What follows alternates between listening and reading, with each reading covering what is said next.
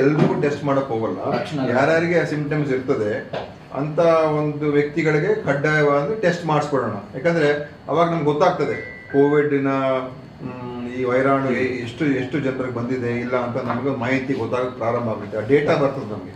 So ಅಲ್ಲಿ cases ಹೆಚ್ಚಾಗ್ತಾ ಇದೆ ಅಂತ ನಮ್ಗೆ ಗೊತ್ತಾದ್ರೆ ನೆಕ್ಸ್ಟ್ ಮುಂದಿನ ಕ್ರಮ ಏನು ತಗೊಳ್ಬೇಕು ಅಂತ ಆಮೇಲೆ ನೋಡ್ಬೋದು. ಸದ್ಯಕ್ಕೆ ನಾವು ಆ ಕ್ರಮಗಳು ತಗೊಳ್ತಕ್ಕಂಥ ಅವಶ್ಯಕತೆ ಇಲ್ಲ. ಈಗ ನಾವು ನೋಡೋಣ.